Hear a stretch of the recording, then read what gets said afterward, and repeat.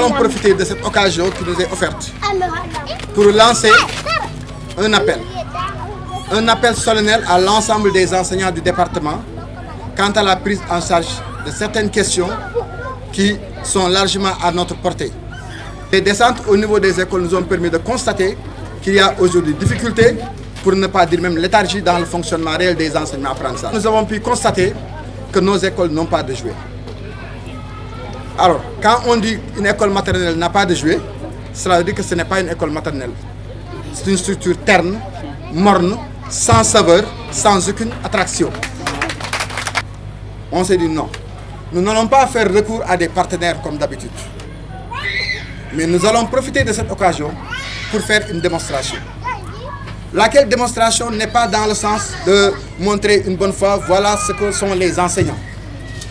Mais c'est une occasion pour nous, pour tant de sacrifices qu'on ne cesse de faire et qui passent inaperçus, de montrer pour une fois, nous ne sommes pas ici toujours en tant qu'enseignants pour poser des problèmes, pour faire dans la revendication, mais comme on le fait toujours, nous identifions parfois des problèmes et nous leur apportons des solutions.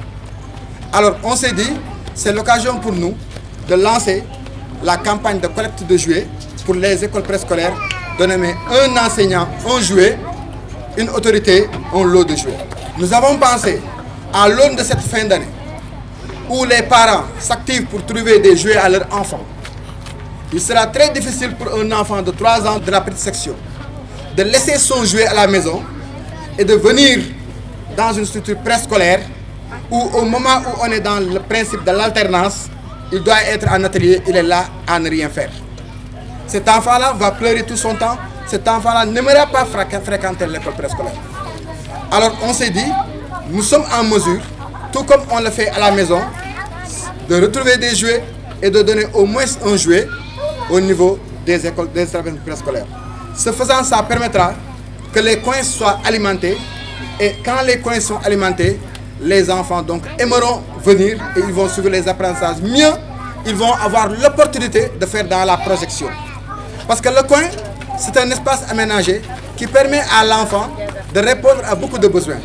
Il est dans l'atelier, il apprend, il est dans le coin, il doit faire dans le réinvestissement. Il est dans le coin parce que le jeu, comme le disait Pauline Kierkegaard, elle disait, je cite, le jeu, c'est le métier de l'enfant. C'est son travail. Alors, comme le jeu est intrinsèquement lié à l'enfant, l'enfant ne passe tout le temps à être élève. Dans une section du préscolaire, l'enfant est parfois élève, parfois enfant. Il est élève quand il est dans l'atelier, il apprend. Il est enfant quand il est dans le coin. Et les coins sont aménagés parce qu'il y a le besoin de jeu qui est là, qui est intrinsèquement lié à lui et qui fait partie de ce qui développe sa personnalité future.